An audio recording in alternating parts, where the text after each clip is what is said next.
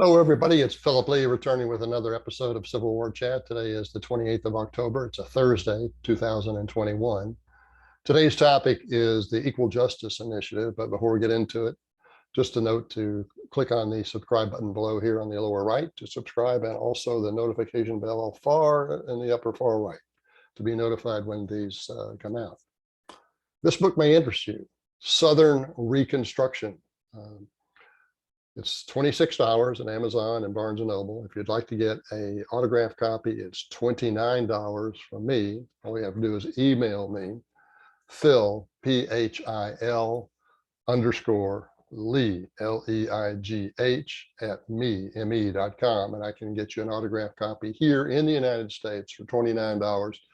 This is one of the most important books I've written because it tells the story of Reconstruction from the point of view of both the Southerner, the white Southerner, the black Southerner, and the Northerner.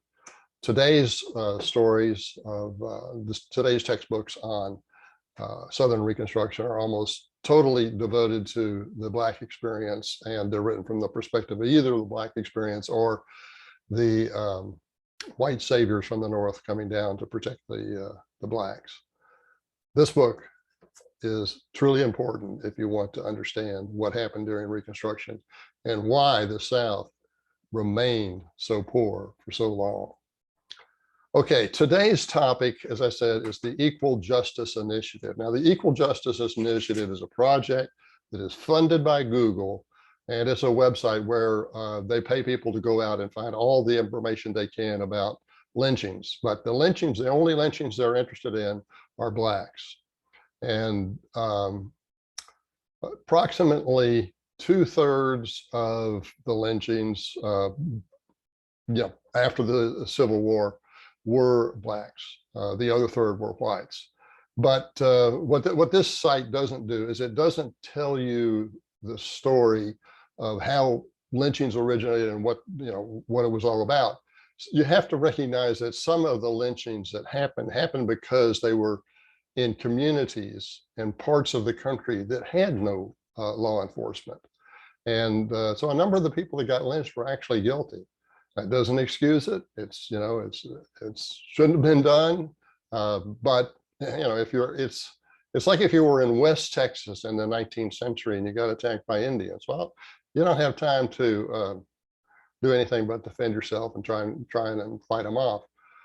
Now, one of the things that I discovered, I wanted to sort of go through the lynchings during the Reconstruction era, and all I could find were things like, the Equal Justice Initiative and estimates from people like Eric Foner and all his acolytes that just, it was just terrible, and all these miserable white people just lynched blacks for no reason at all.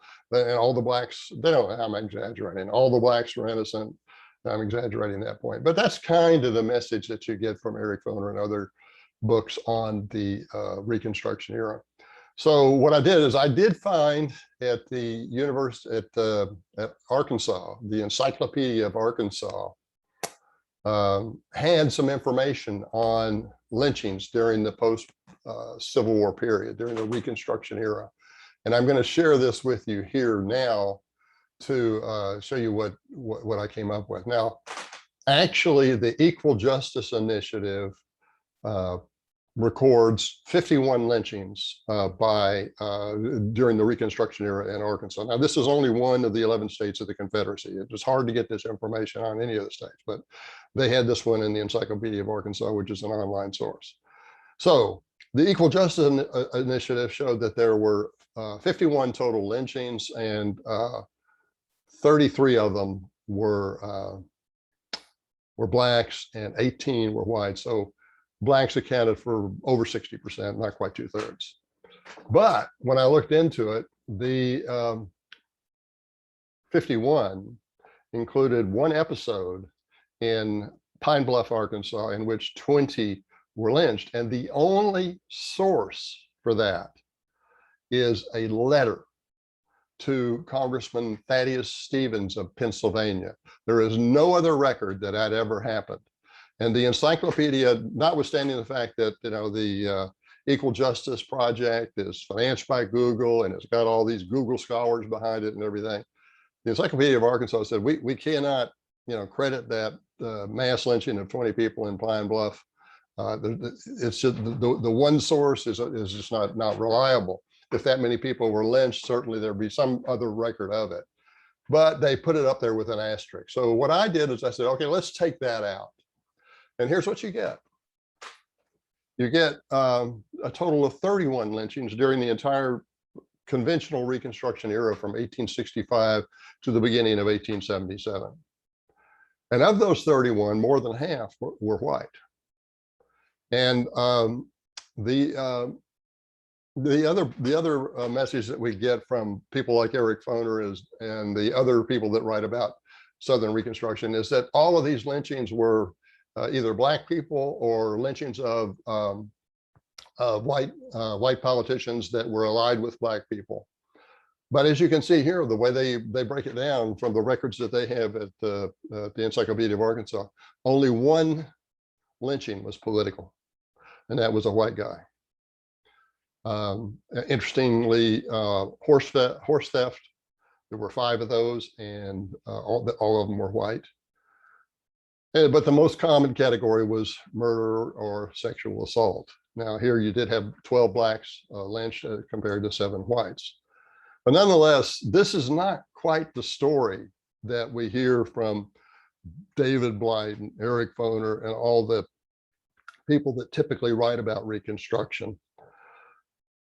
I guess what I'm trying to make here is 2 points.